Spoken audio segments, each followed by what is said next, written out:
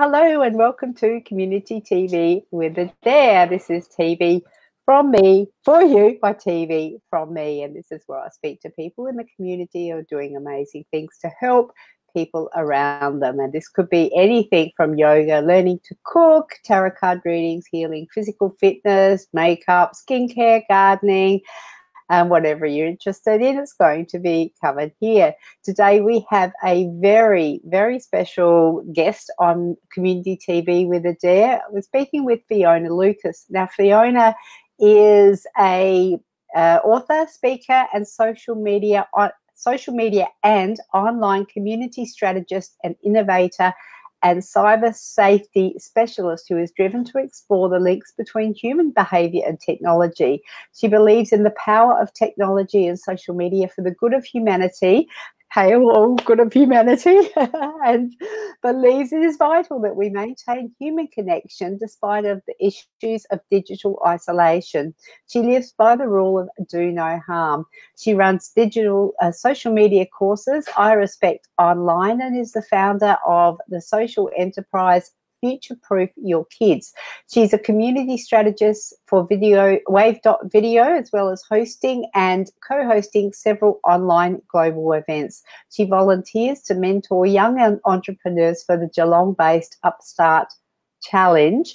Passion project is Futureproof Your Kids, demystifying the online world, breaking down barriers, championing respect and social media well-being, and helping parents to connect with their digitally connected kids. She was a 2018 finalist in the Geelong Business Excellence Awards for the Geelong Chamber of Commerce and the 2017 finalist Social Media Influencer Geelong Small Business Awards, and finalist in the 2013 Mamamia Awards Top 50 Women to Watch Online. Welcome, Fiona. Hi, Adaire. Thank you so much for having me. It's nice to be outside, getting talked to instead of introducing. Normally you're hosting, aren't you? Lately, yeah. Yeah. No, well, thank you so much for joining us with Community TV with Adaire. We are broadcasting through the My Time TV channel, mytime.live TV channel, and we're syndicated out to 50 channels of TV on demand through the Binge Network syndication program. So if you are joining us here live, please let us know who you are or where you're from, calling in from or joining us from, because we do have viewers from all over the world. And in fact, Fiona is all the way over in Geelong in Victoria, so which isn't really that far, relatively speaking, but I'm so glad that we can connect today. So tell us, I'm really fascinated. When I first heard about I Respect Online and future-proofing your kids, I was really fascinated with the concept. So just a little background about how did that all come about? What was the first starting steps that actually led you down that path? Because it's a magnificent thing you're doing. Oh, thank you. Yeah, look, it was just really that I was driven from, at the time I was working in education, I'd done a lot of observation of how early behaviour was going on online. And so we're talking sort of 12 years ago, and Facebook was still quite young in its infancy. And really it was mostly from observation. I was already working in my first little business, which was socially skilled. And I also saw that adults were struggling just as much as children were in coping with how to engage online, how to communicate better online, and how to basically look after each other. And what I noticed was missing terribly was respect. It was like you go behind a screen and people thought you could do whatever you like. They still do to a degree, some people. Excuse me. And I'll just have a water. Sorry. And so, yeah, from that, I started to really study what was going on, and that's where Futureproof Your Kids was born, because I wanted to give parents a guideline that they could use for themselves as well, which was around my structure of the 4 R's around respect, responsibility, resilience, and research. And they're sort of 4 things that have now been picked up there. I think the eSafety group now use a very similar sort of program, which is wonderful, because the more we have out there, the better, that it's teaching us to do that. But it to me, is respect is the pinnacle of everything, because if we're respecting each other, and we, as you said, do no harm, well, then everyone can live together in a much better way. And unfortunately, people just were not, and still not really always, understanding of just how far-reaching and how damaging things can be when they go online, which goes then into the social media well-being as well. Yeah. So Donna's here from the US. Hello, Donna. Hi, Donna. From the US. Welcome. And I see there's a few more people watching too, so welcome to you all. And please remember that if you have any friends that you know will benefit from this information, and I would suggest anybody who works with children or has children or knows children would love to have this information, because it's critically important. So well-being is it is something, and it actually leads to, or the lack of well-being leads to some serious mental health issues for young people. Yeah, for sure. Yeah, I just no, that's all right. I was just I interviewed Talk Out Loud Australia a couple of weeks ago, and they were talking about, because they're a youth suicide prevention organisation, and I would suggest that things like what you're doing has got some strong ties with those types of organisations, because there has been several instances in the press of recent years about youth suiciding or attempted suicide, which due to online bullying. So did you have, I mean, obviously you would have covered that in what you're doing, but it could be a bigger issue than what any of us think. What are your thoughts on that? Well, I have to say, I try to come from the glass half full, because we hear the bad stuff, and when you think about the millions of people online, there's a lot of beautiful, warm stories about communities coming together that have been driven, and in times of crisis, how social media pulls them together. So I like people to always keep in mind that there's a lot of powerful good. The problem is that when it is bad, it can be magnified. So I think that's one of the hardest parts about it. And certainly for me, look, when I first wrote the book, I was inspired by a friend whose daughter who had done really well and was about to get an internship in a very big legal firm. And then somebody posted the graduation shots where falling over drunk, legs akimbo and all that. And she was told, sorry, you don't fit our image. Oh. So that really, I felt so hard, because I thought, we all grew up, and if we fell over in the gutter because we, had a couple of too many, drinks or something. Actually, I don't think I really fell over in the gutter, but, if you did, I'm not admitting to anything. I've definitely fallen asleep in a chair. I'm just not sure. but when you're young, you feel like you're invincible, and you're not thinking that clearly. And it's boys as well as girls. There's a lot of problems online. A lot of stuff has been driven by, basically, there's a huge need to validate ourselves, and that's where the online world has become something where, particularly for young kids, they're trying to work out where they fit in teens, and they kind of say, look at me, do I look good, am I fitting in? And they're looking for their crowd, they're looking for their team, and they're trying to connect with other people. And sometimes they get connected with the wrong group, and that can lead them to do some sort of silly things. And unfortunately, then the impact goes further and further, because they do one thing that gets shown online, then comes all the trolls to jump in. And my honest opinion is that in every case I have personally had any involvement with or studied, when it's come to something as tragic as suicide, there has been a lot of other things happening, but it can be the straw that broke the camel's back. So it's not social media is just a tool. Unfortunately, it's something we use incorrectly so often. And to me, it also has often boiled down to respect. there's a lot of children that will, for example, Tumblr was one of the first places where I came across some pretty graphic stuff. And so that where was that? Tumblr.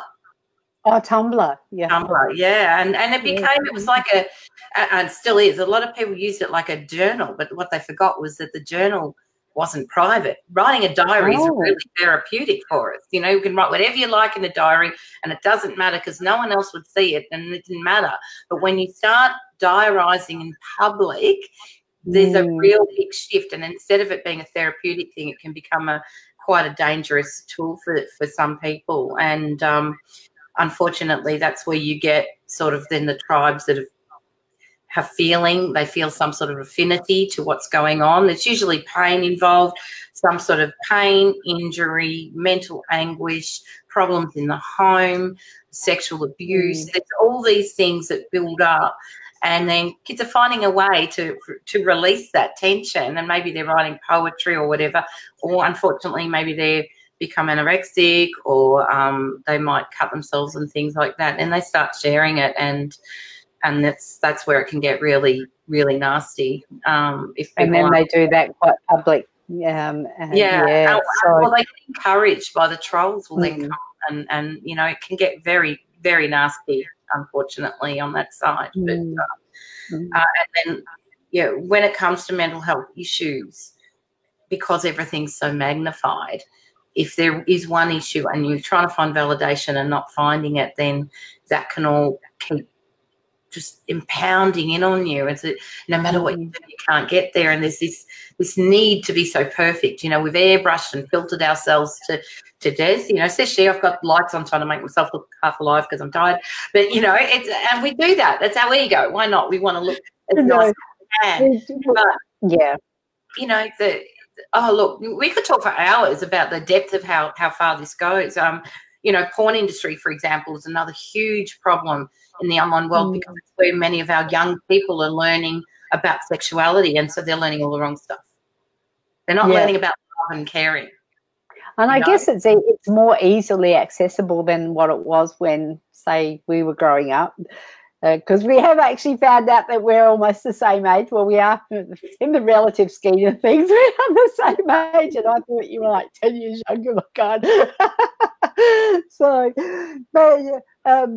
but the whole thing is that when we were growing up, we didn't have access to that sort of thing, and you know, it might have been a girly mag. It might have been, you know, boobs or something mostly. If you saw anything naughty, and it was was it page 2 or 3 or something of some of the newspapers. I remember they used to throw them out the shed at the primary school, and one of the boys would break in, and we, you know, look at that sort of thing.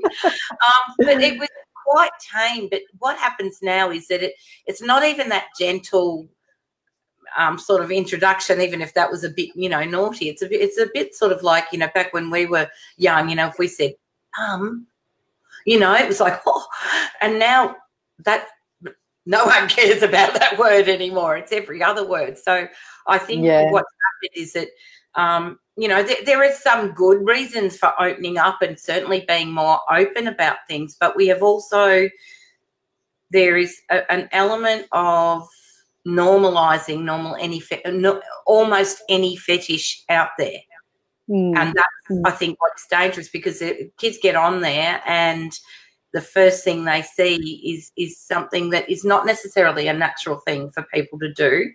And there's girls getting terribly injured through practices because the boys don't know. They see what they see, you know, or and the girls see what they see and think, oh, that's what I'm meant to do, you know. But what we have to do is empower our youth again to say, you know, if it doesn't feel right, or you feel uncomfortable, you don't do it. It doesn't matter.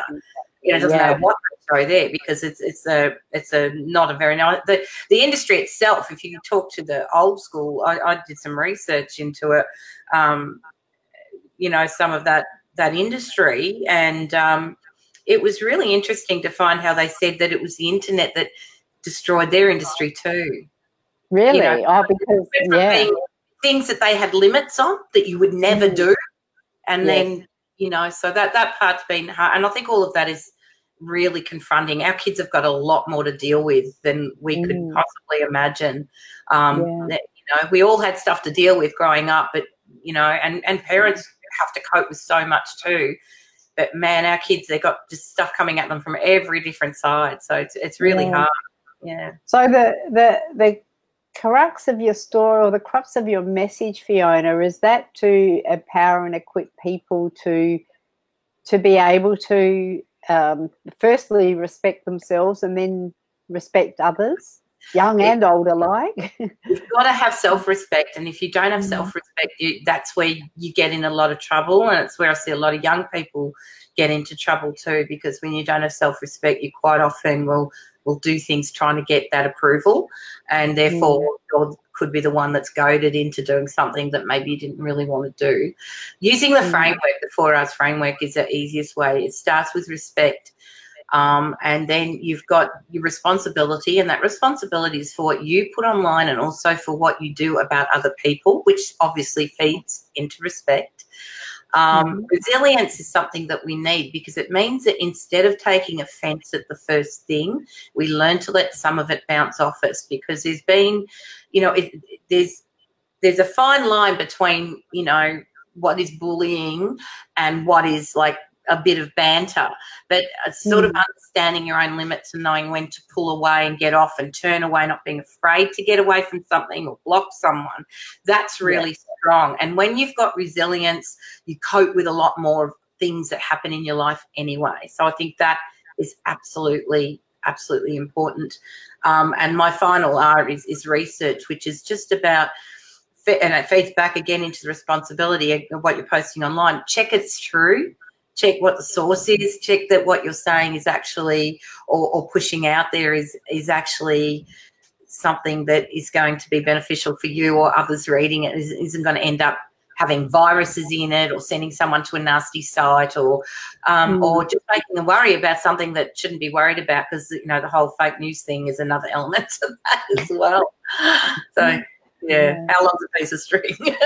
Well, that's right. So you said earlier that other people are picking up the similar concepts that that you've written about in your book, and they're creating programs. Yeah, I know you said that you work with them. Our Australian government is probably, I think, we're one of the best in the world and the leaders for the information that we are giving out to parents. So the E-Safety Commissioner is an amazing lady, and the whole program around e-safety. I can give you some links later for that, because I haven't got them right here on hand. But they have some great programs. They have programs in the schools as well. There's basic programs for parents. Where I come in is, I come in to talk to groups of parents at schools and things like that, or to the older kids, usually upwards from grade 6, because I think it's one of the things we do have to do is take also responsibility as parents, and it's hard because we're busy, I know, and they're inundated with all these apps and things, but we do have to take the time and take a breath and go, all right, I know they want to use this, learn as much as you can about what it is, and then put some very simple rules in place around how you use programs and where you're going. So many young kids are on programs that aren't really appropriate for them. So, but they can be if you're monitoring them. For example, Fortnite, everyone's into, but all they have to do is make sure if their child is younger that they know not to join into open chat rooms, and to always have a parent in the room when they're there, so they've got someone to turn to if things go a bit off. So Fortnite was something that my son, who's 17, was into, and the other one was can't even remember the name of it. Bad parent. No. There's so many. I mean, that's why I try to keep general, because the same rules apply to whatever you're dealing with at the time, and there's always going to be another app. I mean, Minecraft even had issues. Most of the time it's safe, but it's only when you get some kids bullying and things inside, and if they're doing it in chat. Same with TikTok.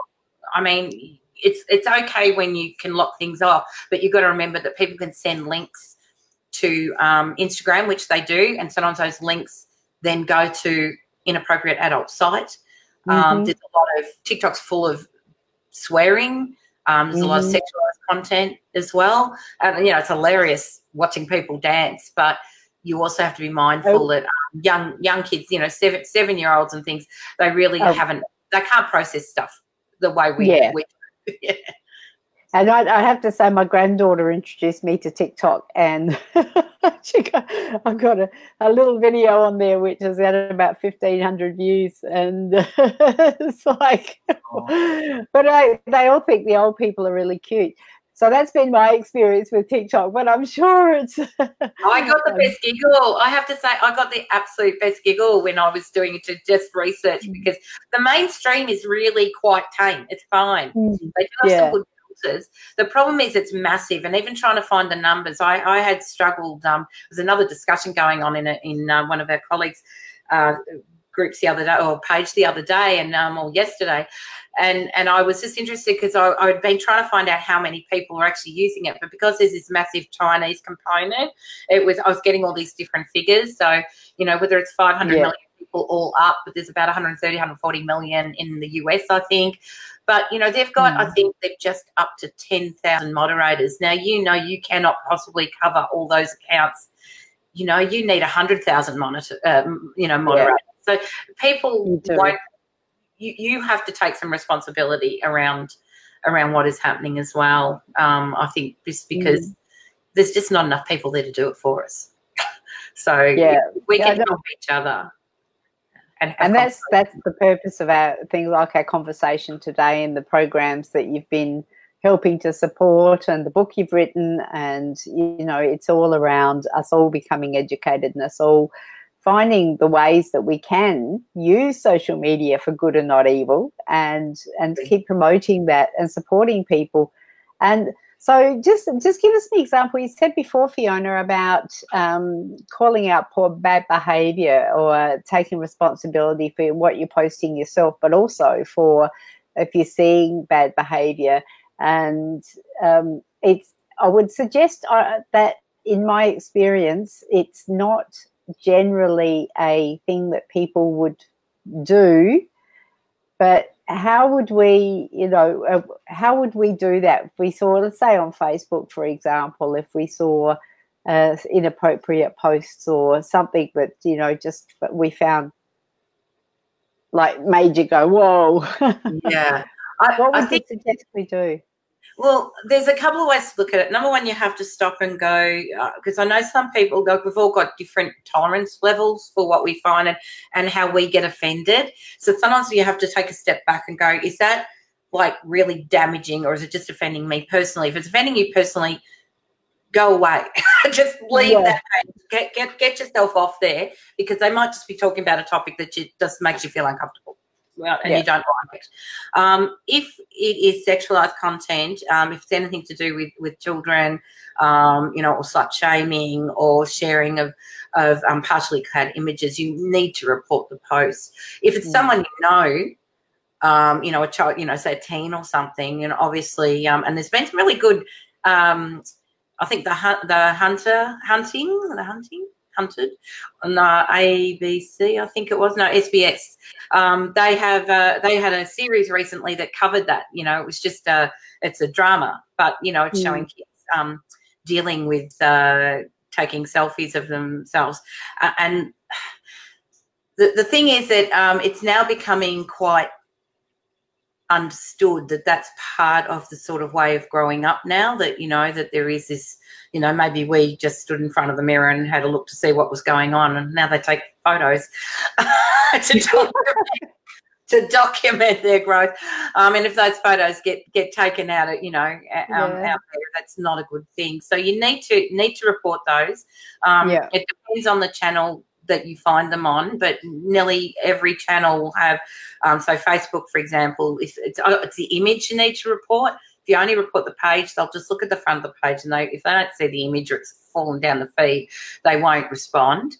If it is someone you know, or it's a child you know, perhaps go to the parents, say, look, they've got this thing on there, or quickly tell them to take it. You know, you really should take that down. And also, because if it is an image of a young person, well, then they can breach some laws depending on what that image is as well. So if it's violent, if it's discriminatory, you know, inciting hatred, all those things can be reported. So it's just a matter of clicking on the little dots on the top of the picture, and it'll say, I need to report this image, or say something about it, and then it gives you some choices. Sadly, there's not always the choice you want. You have to sort of fiddle around. But, you know, if you're not sure, and people can always, like, message me at Futureproof Your Kids, and sort of if they want some information. I'm well aware that, you know, I mostly have lurkers there because, you know, people with a problem, you don't want to post it on a public page. So, you know, and that's fine. I completely understand. What I do is take concepts to share them, but I don't take a person's personal story to put out there. But yeah, I think we can only help control ourselves because, again, Facebook don't have enough moderators. Their moderators are quite young most of the time, maybe don't have much life experience, and they have to make choices that they're not always sure about. And, of course, a lot of people are going underground now in groups, so it gets a bit harder in a group because a group, you have to then go to the admins, and if they support what's going on, it gets a little bit trickier. But certainly always, you know, come and ask somebody like myself or one of the many other cyber safety experts out there, because we will have ways of helping you. It's also the same with if images get on Google, they can be taken down quite quickly. And the eSafety Commission have a really great website where you can actually apply if you're a youth to get help if something's going on. So, yeah, we've got some amazing resources here. Yeah. So, and is that for Victoria or Australia-wide or? Australia-wide. Yeah. Beautiful. I'll try to grab the link for you before I go. I'm not sure. Yeah, that'd be cool. We can just pop it in there. Yeah. So we'll do it after. We're about to wind up. So before we do, we're going to do the heart. I just wanted to ask you, because when you talk about cyber safety or cyber, it's different from cyber security. Yes. Well, cyber security is all about us protecting our business assets and our personal details, and getting about the hacking and those sort of things. Whereas cyber safety is more about personal safety. It's about you know, and I mean, they kind of go, some people probably interchangeably use the terms a little bit now, but for me, cybersecurity, I definitely tend to put to the data and the code and that sort of side of it, what people might do to access that sort of thing. And then cyber safety is about protecting yourself and keeping yourself safe. Again, it does relate to your personal information, but it's a much more personalised approach. Yeah. So, and that was just, you know, I heard you say that a couple of times. It just occurred to me. So now we're going to do, for those of you who do join me for Community TV with Adaire, will recognise these hearts. I just will take the names off if I can figure out how to do that. And now you go that way, I go this way. And then we just look at the camera and smile for about 5 seconds.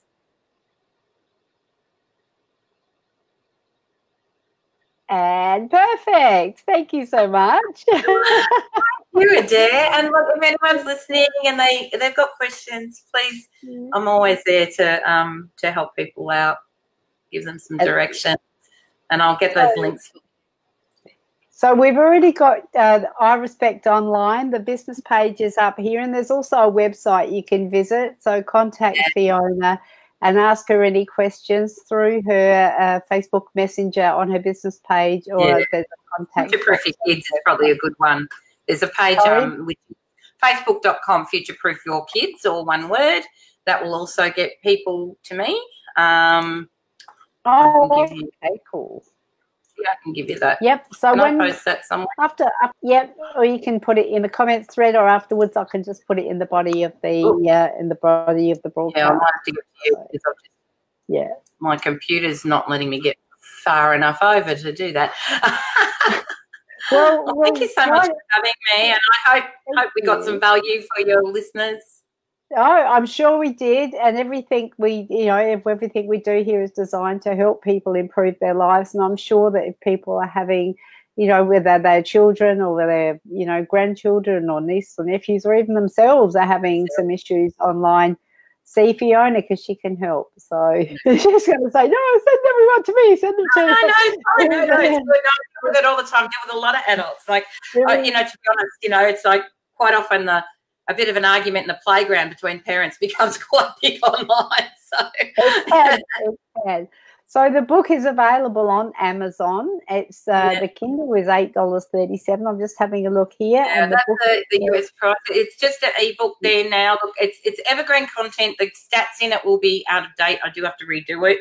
That's what it looks like when it's that's what it looks like. Beautiful. Yeah, but it was a labour of love, and you know, as I say, the base content in it is something that anyone can follow. So yeah. All right, beautiful. Thank you for. Don't go anywhere. I'm just going to drop you out and wind up the show, and I will talk to you in a moment. Thank you, Fiona, for joining us. Really appreciate you. Bye.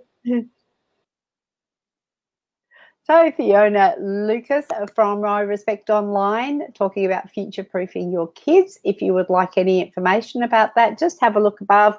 There is a link there to the I Respect Online Facebook business page, and we will also have some more links around future-proofing your kids above and below after this broadcast. So I'm Adaire Palmer. This is Community TV with Adaire. We are on mytimetv.live, and we're broadcasting out through 50 channels of TV on demand through the Binge Network syndication program. Thanks for joining me, whether you're here live or for the replay.